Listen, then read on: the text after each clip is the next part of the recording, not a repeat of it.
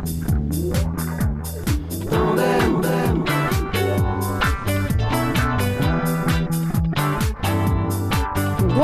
à tous, ravi de vous retrouver ce soir pour une nouvelle émission Tandem 2.0.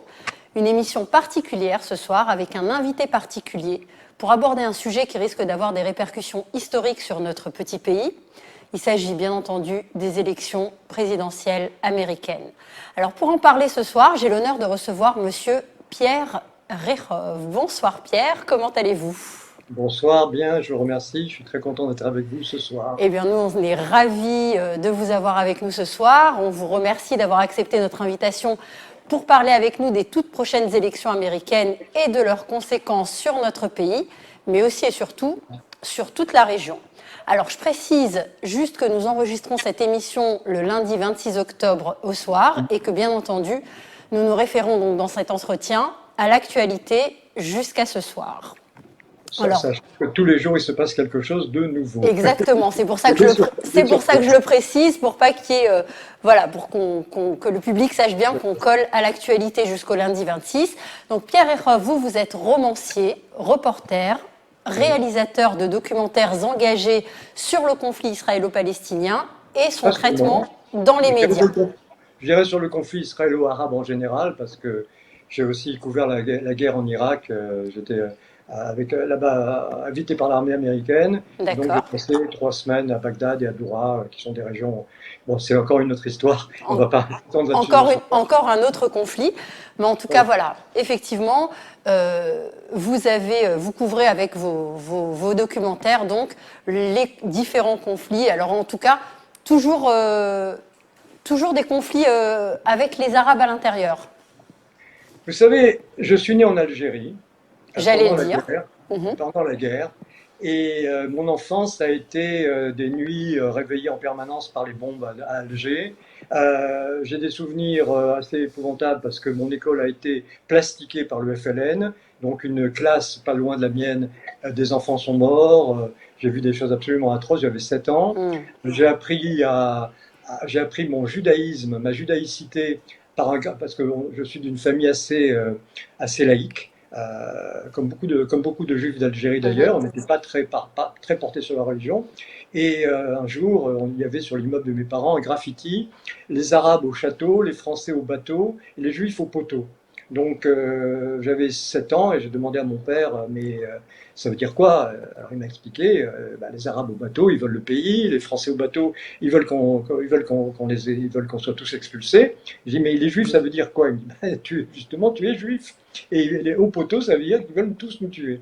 Donc à l'âge de 7 ans, avoir ce genre d'expérience, c'est vrai que ça marque un peu une vie, ce qui ne fait pas pour autant de moi ni un raciste, ni un islamophobe au sens raciste du terme, mais j'ai une certaine connaissance de l'islamisme et je me suis, à un moment donné, j'ai attendu assez longtemps, c'est à partir de la seconde intifada que je me suis impliqué. Jusque-là, je n'avais strictement aucune application politique. Alors justement, on va y venir. Donc comme vous l'avez dit, vous êtes né en Algérie, une famille juive laïque, vous grandissez en France, vous suivez des études de droit et finalement, vous devenez journaliste. Et comme vous venez de le préciser, c'est au début des années 2000, au moment de la seconde intifada, que s'exprime un peu votre militantisme et que vous vous lancez donc dans la production de documentaires comme vous le ferez pendant quelques années. Moi, ce qui m'intéresse, c'est surtout quel événement va déclencher chez vous cette envie de prendre position. Écoutez, j'étais en vacances au Maroc. Je rentre du Maroc le 30 septembre 2000. D'habitude, je regarde assez peu la télévision française parce que, à part pour regarder des films et les informations, je les regardais assez peu sur la télévision française. Je préférais me connecter sur CNN ou sur Fox News. Et là, je pose mes valises dans le salon. J'étais fatigué. J'ai dit, tiens, je regardais la télé 2 secondes. J'allume la télévision et je vois à ce moment-là la mort en direct de Mohamed Al-Doura avec le commentaire de Charles Anderlin. Il faut savoir que vous avez sauté une petite étape dans ma vie qui est assez longue. Assez longue, oui, bien sûr. Qui est assez longue, et pardon, je peux couper l'ordinateur. Et cette étape-là, c'est que j'étais aussi réalisateur de fiction et producteur de films de cinéma dans les années 80. Ce qui m'a conduit à aller vivre à Los Angeles entre 83 et 85. Donc, ayant l'habitude du cinéma, des angles de prise de vue, etc., j'étais en train de me demander, mais de qui on se fout avec ce reportage bidon où on voit un gamin dans les bras de son père qui apparemment est visé par soi-disant des soldats, etc. Et les images qui couvraient l'événement, pendant les commentaires de Charles Darwin, étaient des images qui n'avaient, à mon sens, rien à voir au niveau des angles, etc., avec la position de l'enfant et du père. Alors j'ai commencé à en parler autour de moi en disant mais c'est quoi ces histoires? Quand peu de temps après, il y a eu une grande manifestation dans les rues de Paris avec le MRAP, etc., où on a crié mort aux Juifs. Donc ça m'a un peu rappelé quand même, avant la naissance d'Israël, et Ouais. bien plus loin à l'époque de Dreyfus, quand cette fameuse affaire Dreyfus qui a conduit Théodore Herzl à créer le sionisme. Et je me suis dit, l'affaire Mohamed Al-Doura pourrait être la fin du sionisme de la même manière que Dreyfus a été le début du sionisme. Donc ça m'a révolté et quelques jours encore plus tard, il y a eu le lynch des 2 malheureux soldats Oui. à Ramallah. Et là, On j'ai a fêté les 20 explosé. ans il n'y a pas longtemps, effectivement. Et comme je dirigeais un petit groupe de presse à l'époque, j'avais plusieurs magazines, dont un magazine satirique qui s'appelait Zo, qui était le concurrent de Charlie Hebdo. Mhm. D'ailleurs, j'avais malheureusement avec moi des dessinateurs qui travaillaient aussi à Charlie, dont Tinus, qui est Mhm. mort dans l'attaque de Charlie Hebdo.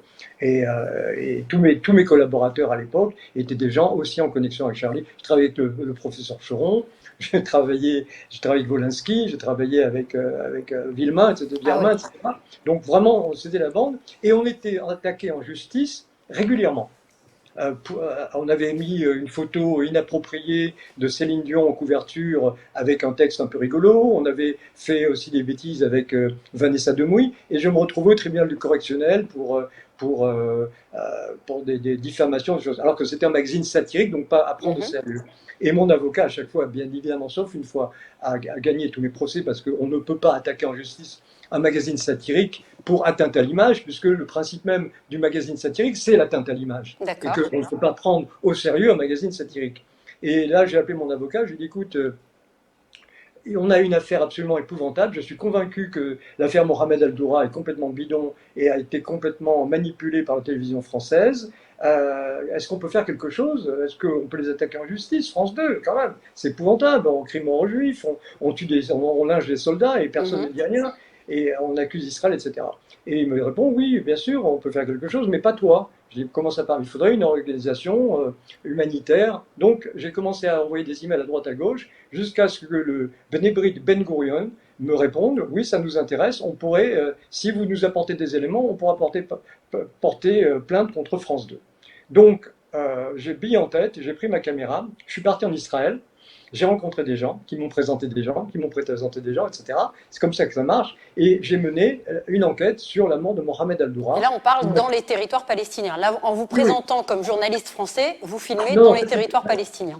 ça, c'est plus tard, parce que lorsque je suis allé à Gaza, là où s'est déroulé, enfin, devant Magen Shalosh et le carrefour de Netzarim, Mhm. lorsque je suis allé là-bas, j'étais complètement. Je ne savais même pas encore comment tout ça fonctionnait. C'était vraiment. Je ne sais pas comment vous expliquer, mais un tel amateurisme et en même temps un tel enthousiasme que c'est par la suite, évidemment, quand j'ai été à Jenin, quand je suis retourné à Gaza, quand j'ai couvert les terroristes suicides et dans les prisons israéliennes, et à Bethléem et à Gaza, etc., que oui, là, je me faisais passer pour un journaliste de la Mhm. télévision française. Mais à D'accord. cette époque-là, pas du tout. Donc, j'ai ramené beaucoup d'éléments qui ont permis de monter un dossier, qui nous a permis, avec mon avocat et le Ben Gurion, de porter plainte contre France 2 pour diffusion de fausses nouvelles ayant entraîné un trouble de l'ordre public. Mhm. Alors, ce qui est intéressant, c'est que notre intervention a été déboutée en moins de 6 semaines, ce qui est absolument remarquable pour la justice française, qu'on rejette une telle affaire en un temps aussi court. Et mon avocat était un ami d'université du procureur qui s'occupait de l'affaire. Mhm. Le procureur lui a glissé à l'oreille, écoute, on ne peut rien faire, c'est politique. D'accord. Point final. Partant de là, bien évidemment, l'affaire a continué. Alors, on a Mon ami suivi Philippe après, oui, Carpentier, oui. voilà. Mon ami Philippe Carpentier a repris Ouais, c'est ce que mon, j'allais vous dire.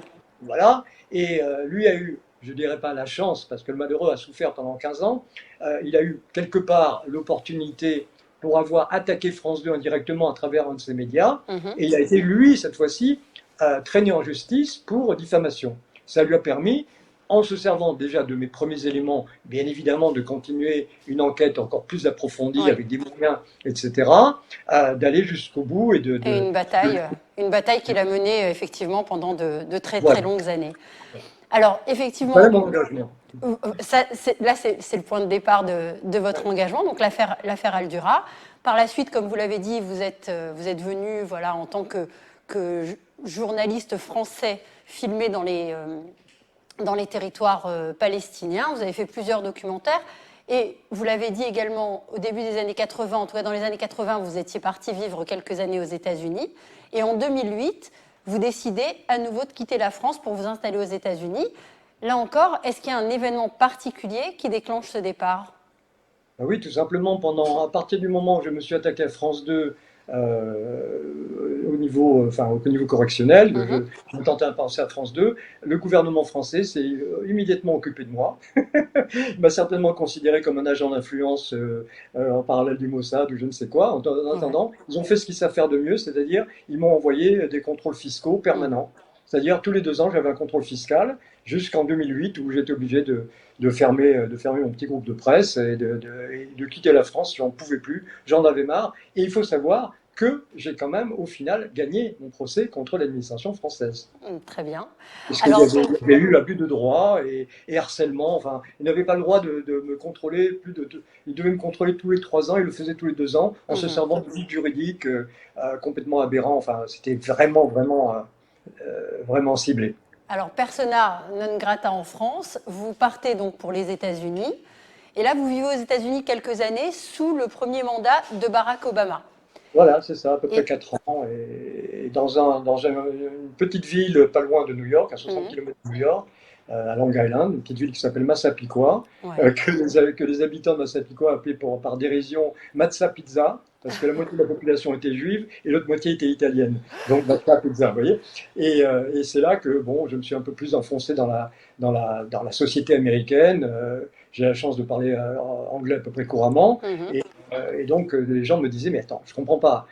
Massapequa, 3000 habitants ou 4000 habitants, tu viens de Paris, qu'est-ce que tu viens foutre à Massapequa et donc, c'est dans cette atmosphère très bon enfant, etc., que je me suis vraiment, cette fois-ci, bien intégré dans la société américaine. Tout le monde détestait Obama. Et quand Ouais. je voyais les interventions d'Obama par rapport au Moyen-Orient, ou Mhm. même par rapport à la société américaine, Mhm. qui essayait de socialiser complètement, moi qui suis pas forcément quelqu'un de gauche, au sens en tout cas traditionnel du terme, c'est vrai que j'avais un certain recul, on va dire, par rapport à cette Par rapport situation. à ça. Donc, justement, aujourd'hui, vous êtes engagé, si vous voulez, du côté plutôt de Trump. Hein.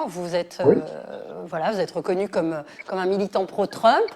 Les électeurs américains donc, décideront le 3 novembre prochain si Donald Trump doit rester encore 4 ans à la Maison-Blanche.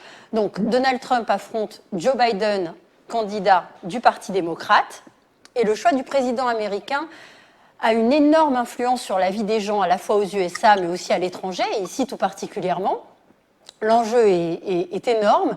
Et pour bien le comprendre, ce que je vous propose, Pierre, c'est d'abord qu'on explique un petit peu à nos téléspectateurs le système électoral américain. Alors, aux États-Unis, c'est deux partis qui dominent la politique, et le président est toujours issu de l'un de ces deux partis. Donc, on a le Parti républicain, qui est le parti conservateur, donc avec son candidat cette année, Donald Trump, le président sortant, et Mhm. le Parti démocrate d'un autre côté, qui est le Parti libéral, et dont le candidat Joe Biden cette année a occupé le poste de vice-président de Barack Obama pendant ses 8 ans de présidence.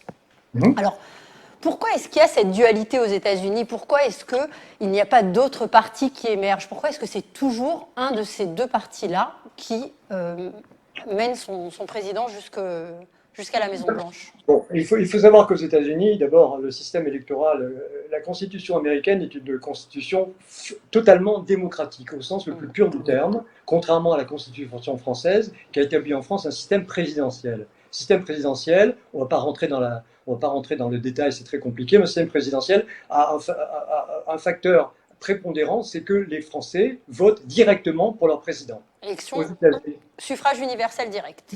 universel direct. Alors qu'aux États-Unis, on vote pour des grands électeurs. Donc Et indirectement pour le président. Donc voilà. on vote pour des grands Bon, électeurs, et ces grands électeurs, eux, ensuite, sont chargés de désigner le président et le vice-président, c'est ça? C'est cela, absolument. C'est tout à fait cela.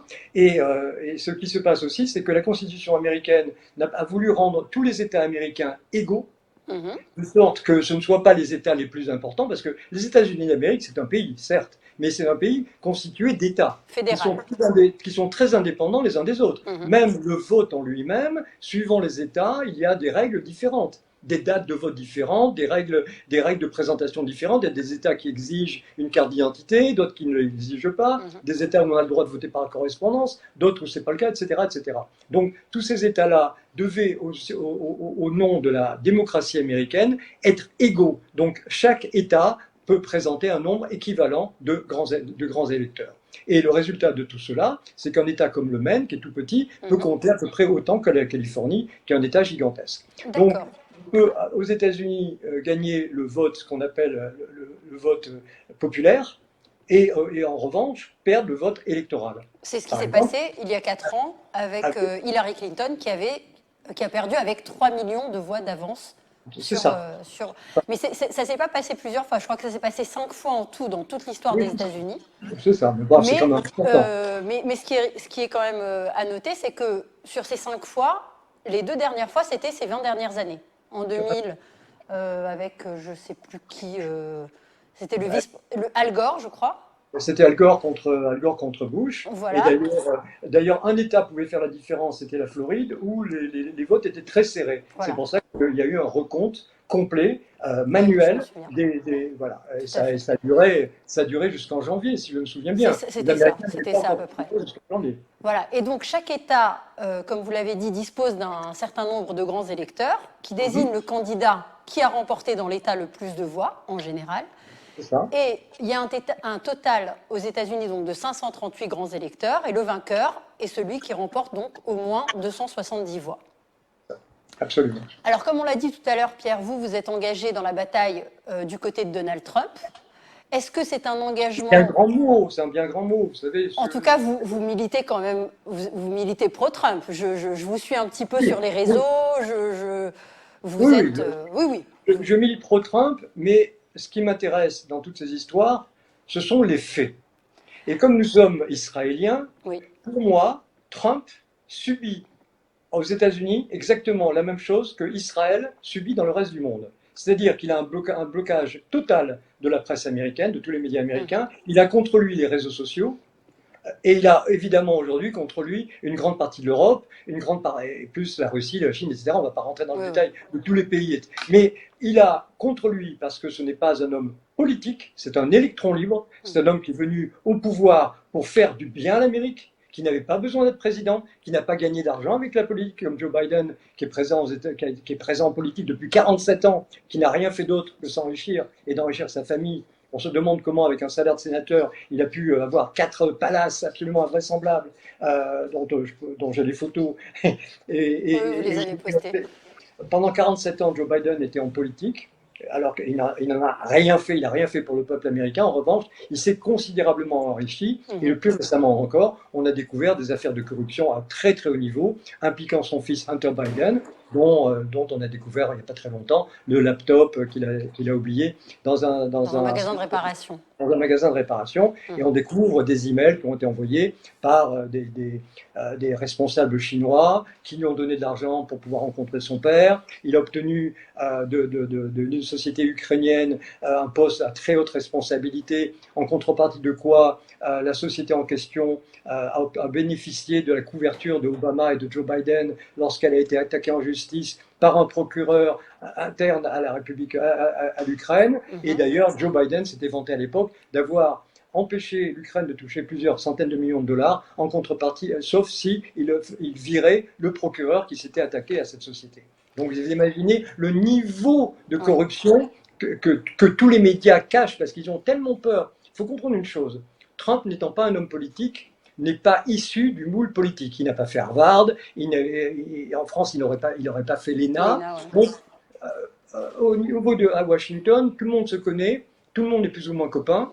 C'est un jeu, la politique. Et tout le monde a quelque part un certain niveau de corruption. On ne va pas me dire que des gens qui arrivent avec des pouvoirs à ce niveau-là ne sont pas tentés de temps en temps de gagner un petit peu d'argent sur le côté en contrepartie. C'est impossible. C'est Alors, impossible. Et tout c'est effrayant ce que vous racontez, parce qu'effectivement, on a l'impression que c'est un phénomène qui est mondial et qui n'est pas vraiment spécifique aux États-Unis.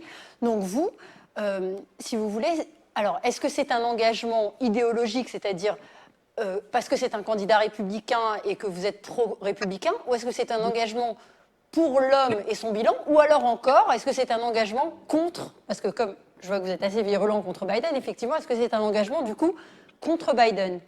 Non, c'est avant tout un engagement contre Obama. Et pour tout vous dire, moi, pendant les années Clinton, j'étais très pro-Clinton. Je n'ai jamais été ni républicain ni démocrate. Moi, ce qui importait pour moi, lorsque je vivais aux États-Unis dans les années 80, Ronald Reagan était président. J'adorais Ronald Reagan. J'adorais ses interventions télévisuelles. J'ai adoré ce qu'il a fait aux États-Unis. Il y avait le plein emploi. Le dollar était très fort. Le Dow Jones. Encore un républicain, j'ai envie de vous dire. Oui, c'était un républicain, mais bon, Clinton, encore une fois, je vous donne l'exemple, j'ai adoré Reagan et j'ai beaucoup aussi aimé Bill Clinton, qui était un démocrate et qui était un homme, à mon sens, correct, honnête, et qui a tenté de faire beaucoup de choses pour les États-Unis. Contrairement à sa femme, qui elle, à mon avis, était dans le couple. J'allais vous dire, et pourtant, il y a 4 ans, vous n'aviez pas soutenu Hillary Clinton. Ça allait être. Attendez, c'est une abomination cette femme. C'est une abomination humaine. C'est pire que tout. Je veux dire, c'est Obama en jupon. Ouais. Elle est responsable du massacre de l'ambassadeur des États-Unis à Benghazi. Elle a quand même passé son temps à essayer de couvrir des affaires de corruption. On ne va pas en parler de façon. On pourrait y passer la soirée entière. Non, il est certain que le camp Obama était pour moi, ne serait-ce que par rapport à Israël et au Moyen-Orient. Écoutez, parlons simplement de politique. Alors justement, si vous permettez, je voulais justement vous amener à ça. J'allais dire justement, Pierre, qu'aujourd'hui, vous avez quitté les États-Unis, vous avez choisi de vivre ici, parmi nous, en Israël. Et ces dernières semaines, on a effectivement vu Trump multiplier les signatures d'accords de paix et de normalisation de relations d'Israël avec plusieurs pays musulmans. Alors justement, par rapport à ce que vous disiez là, il y a quelques minutes sur Hillary Clinton, sur les démocrates, sur Joe Biden, sur Obama, qui, je pense, effectivement, a quand même une place importante à tenir derrière Joe Biden. Si Trump venait à perdre cette élection, quels seraient selon vous les enjeux et les répercussions pour Israël et j'ai envie de dire pour le monde, peut-être même, pour la région en tout cas? Écoutez, la première répercussion la plus importante et la plus grave, c'est que Joe Biden s'est engagé à rétablir l'accord avec l'Iran, le fameux accord qui a été annulé par Trump, qui permettait à l'Iran finalement d'avoir la bombe atomique dans 10 ans, de continuer ses opérations agressives dans tout le Moyen-Orient, son expansion régulière au détriment de l'Arabie Saoudite d'une part, mais surtout avec comme target, comme visée Israël et la destruction éventuelle possible d'Israël. Et l'administration Obama a autorisé l'Iran à récupérer des dizaines de milliards de dollars, y compris d'ailleurs en cash sur une palette. Si vous vous souvenez, on se souvient bien sûr. Et d'ailleurs, c'est en train en ce moment de faire scandale aux États-Unis parce qu'il semblerait que cette histoire de milliards envoyés sur des palettes à l'Iran serait connectée au fait que l'Iran ait pendant quelques années gardé Oussama Ben Laden sous son coude. Alors, ce sont pour l'instant des rumeurs de certains journaux avec des témoignages de certains anciens diplomates et anciens membres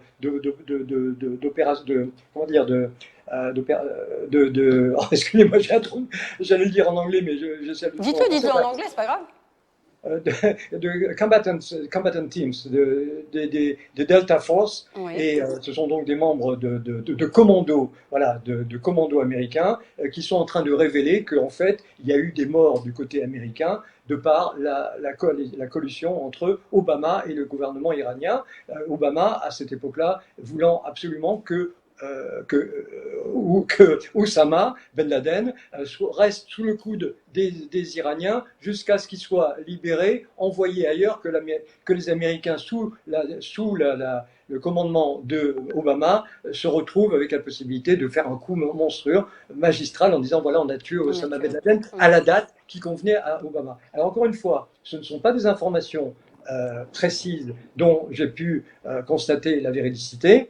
Ce sont des rumeurs importantes qui courent en ce moment aux États-Unis, qui sont reprises par des gens de haut niveau, mais je le dis quand même avec avec quelques bémols. Je ne suis pas sûr que ce ne soit pas une cabale montée contre les démocrates. Alors, vous pensez qu'effectivement Biden pourrait revenir sur l'annulation de l'accord avec l'Iran, enfin voilà, puisque Obama avait fait un accord avec l'Iran, Trump avait cassé cet accord. Vous pensez qu'il pourrait revenir à l'intérieur? Est-ce que, par exemple, il pourrait également revenir sur d'autres choses, le retour de l'ambassade des États-Unis à Tel Aviv, annuler la reconnaissance du Golan? Est-ce que ça aussi, c'est des choses...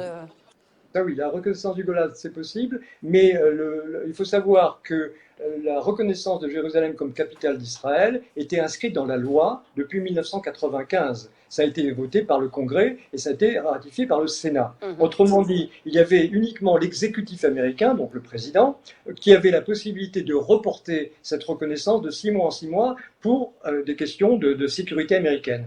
Lorsque le président Trump est arrivé au pouvoir, la première fois, son premier réflexe a été, et c'était normal à l'époque, de reporter encore de 6 mois la reconnaissance de Jérusalem. Il n'était pas de Jérusalem comme capitale d'Israël. Il n'était pas encore prêt sur le plan politique, sur le plan de sa force intérieure, etc., pour faire une telle avancée politique. Mais maintenant que cela a été fait, il est impossible de revenir en arrière, parce que pour revenir en arrière, il faudrait voter une loi qui nommerait Tel Aviv comme étant reconnue comme la capitale d'Israël par le Congrès américain, le Sénat. Or, il y a quand même à l'intérieur du Sénat et du Congrès, enfin du Sénat et du Congrès, une espèce de, je vais pas dire de coalition, mais en tout cas une acceptation bilatérale des deux parties du fait que Jérusalem soit bien la capitale d'Israël. Donc ils ne reviendront pas, c'est impossible sur le plan légal, sur le plan juridique, c'est impossible de revenir en arrière. Je comprends. Trump n'a fait qu'appliquer cette loi votée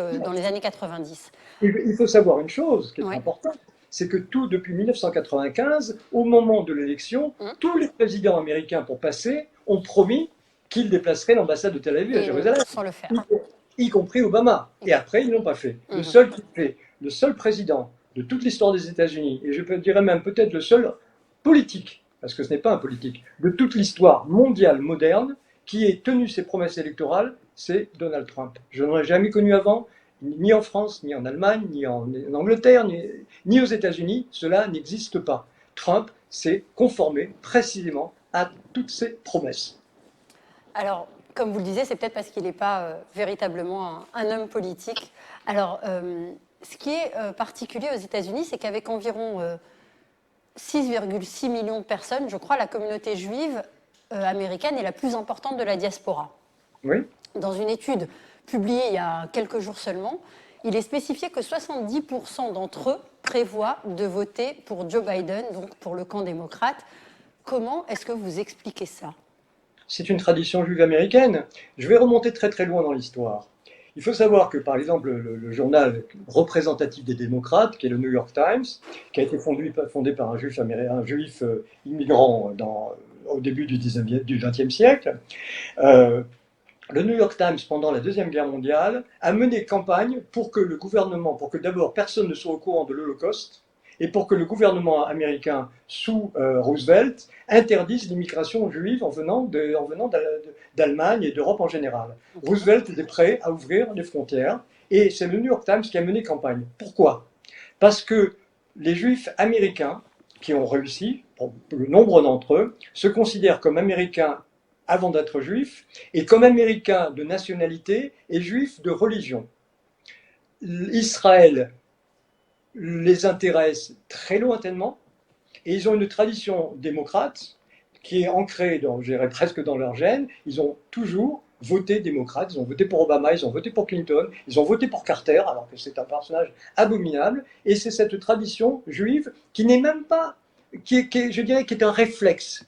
J'ai déjà essayé de discuter avec des juifs démocrates. Je n'ai jamais réussi à comprendre leur mobile profond. Lorsque je leur parle d'Israël, ils repoussent la conversation. Lorsque je leur parle des avancées sur le plan politique américain, tout ce qu'ils sont capables de me dire, c'est oui, mais Trump est avec les nationalistes blancs, Trump est avec les néo-nazis, alors que c'est totalement faux. C'est-à-dire qu'ils absorbent en permanence la propagande démocrate anti-Trump, comme ils ont pu l'absorber contre Bush, comme ils ont pu l'absorber en permanence contre les républicains. Et pour eux, c'est très à la mode d'être un juif américain qui vote démocrate, dont les enfants vont dans une université démocrate où il est très mal vu d'être pro-Israël. Les gamins, moi j'ai fait, pour l'un de mes films, j'ai passé 2 jours à NYU, la New York University, avec essentiellement des juifs que j'ai interviewés sur leur rapport à Israël. Et pour eux, Israël était un pays fasciste, était un pays capitaliste, donc un pays fasciste. C'est Donc si vous très voulez, étonnant, très oui, étonnant ce que vous racontez. mais oui, alors qu'en fait, quand vous connaissez bien l'histoire, le nazisme, c'était du national-socialisme, c'était pas du national-capitalisme. Vous voyez ce que je veux dire? Oui. Donc, ils ont complètement oublié que tous les grands fascismes, tous les fascismes en général, étaient des fascismes de droite. Pardon, excusez-moi, surtout des fascismes de gauche. Que ce soit l'URSS, que ce soit la Chine, que ce soit l'Allemagne nazie, que ce soit le Parti communiste français, les fascistes sont toujours issus de la gauche. Et Pourquoi? est-ce que... oui, je vous en prie, terminez. Non, pourquoi? Parce que les capitalistes sont en général des individuels. Le capitalisme donne la parole à l'individu. Le socialisme veut que, ou la gauche en général, veut que l'État chapeaute. Donc plus d'État, plus de sécurité, moins de liberté. Alors que le capitaliste, évidemment, je schématise, évidemment, c'est presque une caricature, ce que je suis en train de vous dire. Je ne suis pas en train de rentrer dans une définition complexe des deux systèmes. Mais en gros, c'est un peu cela. La liberté est importante pour les capitalistes et l'égalité et la sécurité sont plus importantes pour les gens de gauche. Donc, les juifs américains qui ont réussi et qui se considèrent comme bien intégrés dans la société américaine trouvent extrêmement classieux d'être démocrates et de voter démocrate, alors que les juifs religieux ou sionistes... C'est ce que j'allais vous demander. Les religieux, voilà. Est-ce que les religieux sont aussi dans cette mouvance ou pas? Alors, les juifs orthodoxes, non, pas du tout. Les juifs orthodoxes ont tendance à être plutôt républicains. Les ultra-orthodoxes sont totalement pro-américains. Je pense qu'il y a une cinquantaine de rabbins ultra-orthodoxes ont d'ailleurs publié hier ou avant-hier une lettre de soutien au président Trump. Et la tradition est plutôt... leur vote est plutôt fixé non pas sur la politique américaine intérieure, mais plutôt sur la réaction américaine vis-à-vis d'Israël. C'est ça qui détermine leur vote, et ils savent très bien que pour Israël, personne, aucun président de toute l'histoire des États-Unis, depuis la naissance de l'État d'Israël, n'a été aussi pro-Israël et pro-juif que le président Trump. Alors, on voit des sondages depuis des mois qui donnent Biden gagnant. Faux. Et certains analystes politiques aux États-Unis, et dans le monde aussi, mais on ne sait jamais s'ils sont très objectifs, affirment que Biden a de réelles chances d'emporter cette élection. Est-ce que ça prédit tous ces sondages les uns après les autres pro-Biden, enfin en tout cas qui donnent Biden gagnant, est-ce que ça prédit nécessairement une défaite de Donald Trump? Est-ce que pour vous, Donald Trump a encore une chance de gagner? Non, mais attendez, d'abord, ce sont les mêmes sondages qui donnaient Hillary Clinton gagnante en 2016, donc je remonte quand même dans l'histoire. Deuxièmement, le taux de satisfaction des Américains, un sondage qui n'a certainement pas été publié dans les médias français, le taux de satisfaction des Américains aujourd'hui par rapport à il y a 4 ans est de 56%. Donc lorsqu'un sondage parle de politique directement, vous votez pour Trump ou vous votez pour Biden? Il y a deux choses. D'abord, ceux qui votent pour Trump n'osent pas trop le dire.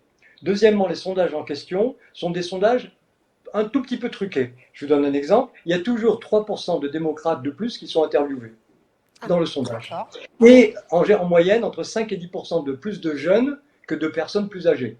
Donc, si vous interrogez 3% de plus, ce qui correspond à la marge d'erreur du sondage, et si vous avez 10% de plus de jeunes qui ont entre 18 et 30 ans, vous pensez bien que on va se retrouver avec des sondages qui donnent Biden gagnant de façon... Alors justement, Pardonnez-moi. les analystes disent que cette fois, les sondages vont bien au-delà de la marge d'erreur. Bah, écoutez, oui, mais quand même, il faut savoir qu'il existe un institut de sondage qui est relativement honnête, mondialement connu, Rasmussen. Mhm. Le sondage Rasmussen d'aujourd'hui, c'est intention de vote président Trump 48%, Joe Biden 47%. C'est depuis aujourd'hui. D'accord. C'est le premier sondage où j'entends que Trump est donné gagnant. Vous aussi, Non, non? non, j'en ai eu d'autres. De toute façon, pour moi, ce qui est important, c'est le sondage sur la qualité de vie des Américains relative à ce qu'il y a 4 ans. Donc, si vous avez 56% d'Américains qui sont plus heureux aujourd'hui qu'ils n'étaient heureux à la fin de la présidence d'Obama, vous pensez bien qu'ils ne vont pas avoir envie de revenir à la présidence d'Obama, qui serait d'ailleurs... C'est ce que je me demandais, moi, à titre personnel, c'était effectivement de savoir si l'Américain moyen, à la fin du mandat de Trump, aujourd'hui, ces jours-ci, se retrouve à la fin du mois avec plus ou moins d'argent qui lui reste qu'au début de son mandat. Et effectivement, je pense que pour la majorité des Américains, ça va être très primaire. C'est est-ce qu'effectivement, économiquement, je m'en sors mieux ou moins bien qu'avant Trump? C'est quoi la réponse pour vous? Beaucoup mieux qu'avant Trump, infiniment mieux qu'avant Trump, parce que Trump a compris une chose, c'est normal, ce n'est pas un homme politique, c'est un homme d'affaires. Et il a compris qu'on ne met pas le charbon dans les wagons, on les met dans la locomotive. Si vous mettez du charbon dans les wagons pour chauffer les wagons, bah écoutez, vous allez chauffer les wagons un certain temps, mais la locomotive ne va jamais avancer. Tandis que si vous mettez du charbon dans la locomotive, non seulement vous ferez avancer le train, mais en plus vous pourrez chauffer les wagons. La locomotive, le charbon dans la locomotive, c'est le capitalisme. Le charbon dans les wagons, c'est le socialisme. Encore une fois, c'est de la caricature, mais ça permet de bien comprendre le fonctionnement. Or, Trump a fait quoi? Il a enlevé des taxes. Il a enlevé des taxes des entreprises. Il a dit aux entreprises américaines, rapatriez les emplois que vous avez envoyés en Chine et en Turquie et ailleurs, donnez-les aux bons Américains et moi, je vais vous réduire vos taxes. Et qu'est-ce qu'ont fait les entreprises américaines? Ils ont créé des emplois partout. Parce qu'un homme d'affaires, il cherche avant tout l'intérêt de son entreprise. Il n'est pas dans l'idéologie. Un homme d'affaires, il a besoin de payer ses salariés à la fin du mois. Et Trump est un homme d'affaires. Un politicien est forcément dans l'idéologie. Surtout un politicien de gauche. Il croit qu'il va changer la nature humaine, il croit qu'il va changer le monde, il croit qu'il va changer, peut-être dans certains cas, à bon escient, avec une très bonne volonté au départ. Obama était un avocat des droits de l'homme avant d'être président des États-Unis, avant même d'être sénateur, avant d'avoir la moindre carrière politique. Donc on peut imaginer que c'est quelqu'un qui avait peut-être très bon cœur a priori. Mais quand vous êtes dans un système politique et que vous êtes face à des corruptions potentielles ou à un pouvoir énorme qui vous est donné, est-ce que cette idéologie de départ ne va pas vous freiner dans vos entreprises? Si vous êtes venu au pouvoir pour changer l'Amérique, qui est un pays de liberté, un pays d'individualisme, un pays capitaliste pur, où on peut virer un employé du jour au lendemain parce qu'il a fait une bêtise sans être pour autant poursuivi devant les tribunaux prud'hommes. C'est un système qui avait la fluidité de l'emploi avant qu'Obama s'en empare. Et cette fluidité de l'emploi est revenue. Les Américains n'étaient pas très... quand on perd un boulot aux États-Unis, on n'est pas dans l'angoisse où on peut se retrouver en France. Parce qu'un Américain qui a perdu son boulot en Alabama, eh bien écoutez, il va dire à sa famille, tiens, j'ai peut-être trouvé un boulot en Floride, et puis il va prendre toute sa famille et partir en Floride, ça ne le dérange pas. Et ça, c'est la fluidité de l'emploi. C'est une mentalité qui est différente de la nôtre. Alors on va voir, effectivement, on va suivre tout ça de très près, et on va voir si les Américains, la semaine prochaine, vont opter pour une gestion de leur pays, j'ai envie de dire, politicienne avec Joe Biden, ou alors pour une gestion, plus une gestion d'entreprise avec Donald Trump. Nous, ici, on a bien compris ce que vous en pensiez, en tout cas pour nos petits intérêts à nous, petits pays du Moyen-Orient, et pour peut-être la région. On a peut-être tout intérêt, effectivement, à ce que le président, pour les 4 prochaines années à la Maison-Blanche, ne change pas. On va attendre avec impatience les résultats de cette élection et puis on verra bien ce que vont donner ces résultats et ces élections la semaine prochaine. Alors Pierre, On l'a dit en commençant cette émission, vous êtes écrivain. Et j'ai vu qu'en janvier dernier, cette année, vous aviez donc sorti votre nouveau roman, votre dernier roman, Ted, qui est un thriller donc psychologique, philosophique, sur fond de goulag et de réincarnation. Est-ce que vous nous en parlez 2 petites minutes, vous nous faites le pitch? Oh, bah écoutez, d'abord, je suis un très mauvais pitcher, alors je vais vraiment ennuyer vos auditeurs, mais bon, je vais tenter. Par rapport à mes livres, je préfère écrire 600 pages qu'avoir à écrire le résumé de quatrième de couverture. C'est pour dire à quel point je suis mauvais, ok? Mais si vous voulez, d'abord, il faut savoir une chose, c'est que lorsque j'étais aux États-Unis, entre autres choses, il m'est arrivé de donner des conférences au FBI. Parce que je fais partie des considérés comme des gens qui ont approché beaucoup de terroristes, et notamment de terroristes suicides, que ce soit dans les territoires palestiniens, que ce soit en Irak avec des gens d'Al-Qaïda, ou que ce soit dans les prisons israéliennes. Et j'avais développé une approche freudienne de la psychopathologie du terroriste suicide, qui a beaucoup plu aux Américains. Donc je me suis retrouvé à donner des conférences un peu partout, y compris des conférences au FBI. Et lorsque j'ai donné une conférence au FBI, celui qui est l'agent du FBI qui l'avait organisé, était un monsieur extrêmement connu qui s'appelle William Hagmaier, qui entre autres a été la personne qui a passé la dernière semaine en prison avec Ted Bundy, et qui était un des plus grands tueurs en série, dont on a parlé beaucoup ces derniers temps. Et comme j'ai déjeuné avec lui, dîné avec lui, passé du temps avec lui autour de cette conférence où j'étais invité, il m'a beaucoup parlé de Ted Bundy, et j'ai su des choses sur Ted Bundy que peu de gens connaissaient. Donc je me suis dit, un jour j'aimerais bien écrire un livre sur Ted Bundy. Et comme j'avais également très envie d'écrire sur le goulag, et que j'ai 2 passions, c'est tout ce qui a trait à la réincarnation, donc au Gilgul. Ouais. Si je vais vous montrer toute cette partie-là de ma bibliothèque de bureau, j'ai encore 3 autres bibliothèques dans la maison, mais celle-ci, c'est celle qui est la plus proche de moi. Vous avez toute cette partie-là derrière qui est consacrée à la réincarnation. Et je m'intéresse aussi énormément à la physique quantique. Donc, dans ce roman-là, j'ai voulu faire de Ted Bundy la réincarnation d'un professeur de physique quantique envoyé au goulag dans les années 30. D'accord. Je ne vais pas vous raconter les raisons pour lesquelles cela s'est produit, mais à partir du moment où vous avez un système dictatorial oppressif au niveau d'une nation, qui était à l'époque l'URSS, avec un fou furieux, un psychopathe qui s'appelait Staline et qui a envoyé quand même des millions de personnes au goulag, et vous pouviez vous retrouver au goulag simplement parce que vous aviez oublié votre passeport en allant faire vos courses, ce qui est une réalité que des dizaines de milliers de Russes ont vécu à l'époque, sans compter l'organisation de la famine qui a conduit des dizaines de millions de morts en Ukraine et ailleurs. Donc je me disais, vous savez, il y a une phrase assez intéressante en philosophie qui est « Vous tuez un homme, vous êtes un assassin. Vous tuez des milliers d'hommes, vous êtes un homme d'État. Vous tuez tous les hommes, vous êtes Dieu. » Et cette phrase m'avait toujours interpellé. Je me disais, quelqu'un comme Staline est un psychopathe 1000 fois pire que Ted Bundy, parce que lui, on a tué, torturé, non pas 120 femmes comme Ted Bundy est censé l'avoir fait, mais on en a tué des millions. Simplement sous ordre. Il n'avait même pas le courage de le faire lui-même de ses mains.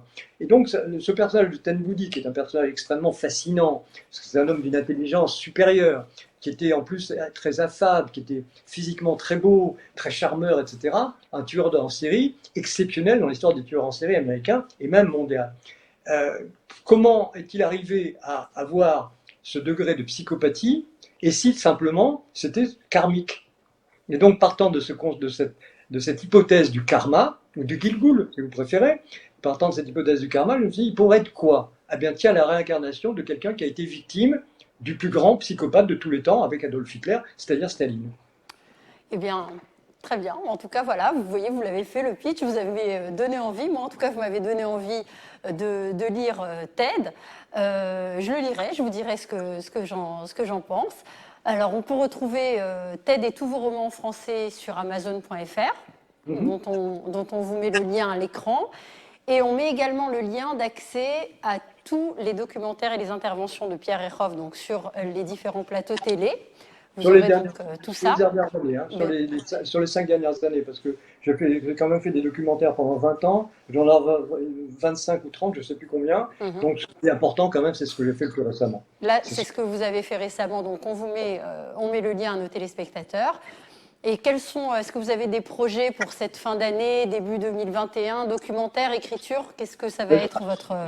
J'ai un roman qui sort le 14 janvier, euh, D'accord. à la fois aux États-Unis en langue anglaise et en français, qui est une fois de plus un roman sur la réincarnation. Mhm. Mais cette fois, il s'agit de quelque chose d'assez énorme.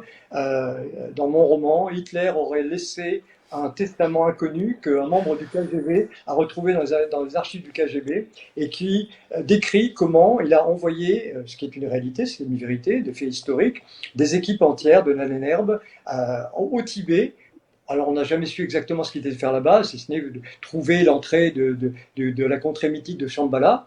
Mais dans mon roman, il est allé à la recherche du Tantra de Kalakarma, qui a été écrit par le Bouddha pour donner les clés de la réincarnation. À partir de là, c'est une affaire internationale, impliquant le Mossad, impliquant les néo-nazis américains, impliquant les organisations terroristes islamistes, etc. Et voilà, c'est un roman Vous- d'espionnage philosophique. Eh bien, écoutez, je vous propose de venir nous en parler au moment de sa sortie. Vous avez déjà le titre? Oui, 88. 88. Très bien. Vous savez pourquoi? Ben, vous allez nous le dire. Parce que les 88 correspond aux deux lettres aux deux lettres H de l'alphabet, HH, et les néo-nazis, pour se reconnaître entre eux, se disent 88 Heil Hitler. D'accord. HH. Eh bien, je l'ai appris, je ne connaissais pas du tout cette référence. En tout cas, Pierre Hérove, j'ai envie de vous remercier vraiment infiniment pour nous Merci à vous. avoir apporté vos éclairages, votre avis, votre connaissance du terrain aux États-Unis, de cette élection. Et puis, je vous dis à bientôt. Venez nous parler de votre prochain roman. Avec plaisir. Et Quand vous voulez. merci beaucoup, Pierre. Ça a été un plaisir de partager ce moment avec vous. Et puis, Moi aussi. quant aux auditeurs de Tandem 2.0, je vous donne rendez-vous très vite pour de nouvelles émissions sur Tandem 2.0. Et en attendant, prenez soin de vous et sortez masqués. Au revoir. Au revoir. Au revoir.